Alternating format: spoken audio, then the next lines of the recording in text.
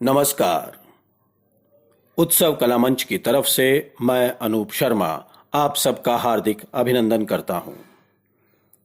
हमारी आवाज और हमारे बात करने का अंदाज बेहतर कैसे हो, इस विषय को लेकर उत्सव कला मंच द्वारा यह श्रृंखला चलाई जा रही है। इसी श्रृंखला के अंतर्गत आज एक नया अध्याय जुड़ रहा है। हमारी आवाज और हमारी संवाद अदायगी बेहतर कैसे हो, इस विषय को लेकर अक्सर बहुत से विद्यार्थी ये प्रश्न पूछते हैं। अगर इसी प्रश्न का हम नजरिया बदल दें कि हमारी आवाज और हमारी संवाद अदायगी बेहतर बनी रहे, बेहतर हो, इसके लिए हम क्या ना करें। कहने का अभिप्राय यह है कि विद्यार्थी पूछते हैं कि क्या करें, और मैं कह रहा हूं कि हमारी आवाज बेहतर बनी रहे, बेहतर हो, इसके लिए हम क्या ना करें। दोनों पॉइंट, दोनों नजरिए जरूरी हैं। हमें क्या करना चाहिए, इस बात का हमें पता होना चाहिए। हमें क्या नहीं करना चाहिए, इस बात का भी हमें पता होना चाहिए। जिस प्रकार से हमने अपनी मंजिल पर जाना है, पथिक को यह पता होना चाहिए कि यह रास्ता मंजिल की तरफ जाता है, और उस पथिक को यह भी पता होना चाहिए कि अगर मैं इस रास्ते पर गया तो यह रास्ता मंजिल पर नहीं जाता, यह रास्ता मुझे भटका सकता है, मुझे गलत दिशा पर ले जा सकता है। तो इस प्रकार से हमें अपनी आवाज को बेहतर बनाने के लिए क्या करना चाहिए और क्या नहीं करना चाहिए, इन दोनों बातों का हमें पता होना चाहिए। तो आइए बात करते हैं इस विषय पर कि हमें क्या नहीं करना चाहिए। तो मेरे पॉइंट ऑफ व्यू से जो पहला पॉइंट है वो ये कि स्वयं को अनसुना ना करें। जो हम बोल रहे हैं उससे पहले हम खुद सही से सुने।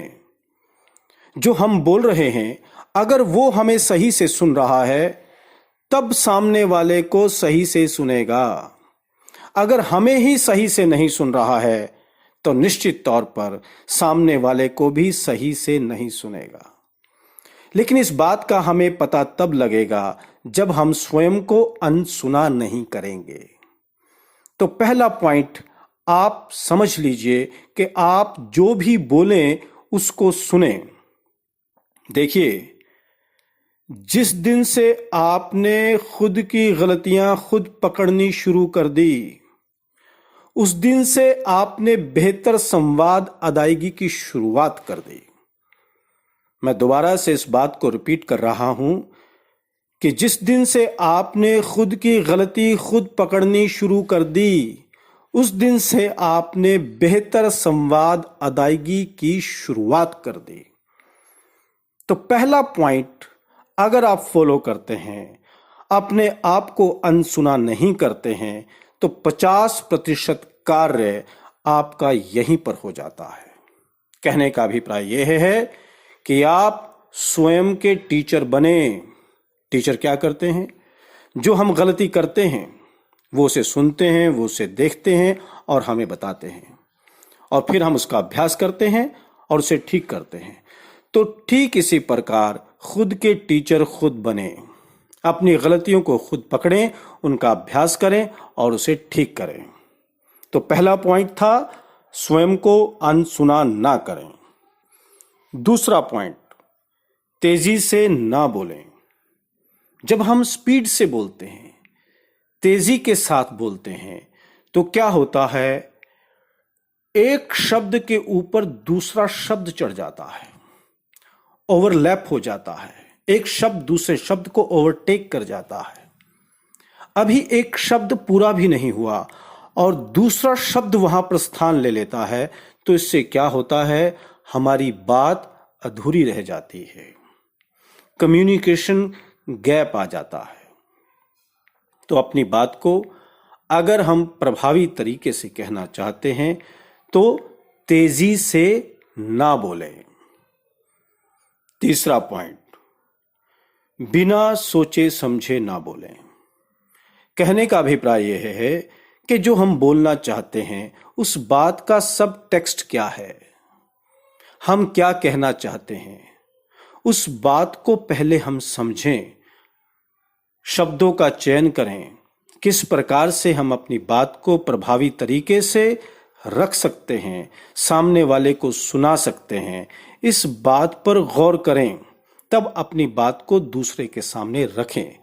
जैसे पहले बोला भी गया है कि पहले तोलो फिर बोलो। तो इसलिए जब हम बोलना चाहते हैं पहले हम खुद विचार करें कि हमें क्या बोलना है, तो बिना सोचे समझे ना बोलें।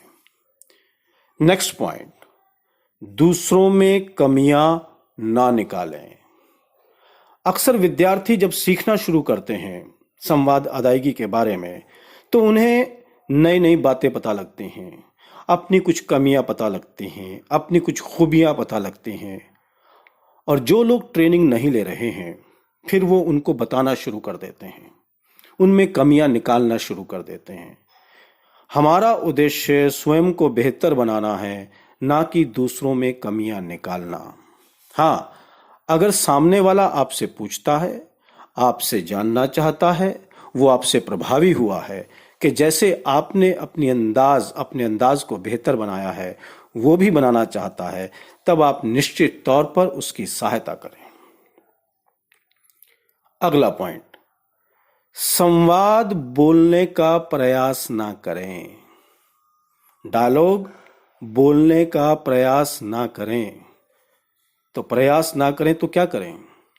देखिए, जो हम डायलॉग बोल रहे हैं वो स्वयं बोला जाए, हम बोले नहीं, वो खुद हमारे शब्दों से, हमारे लबों से झड़ जाए।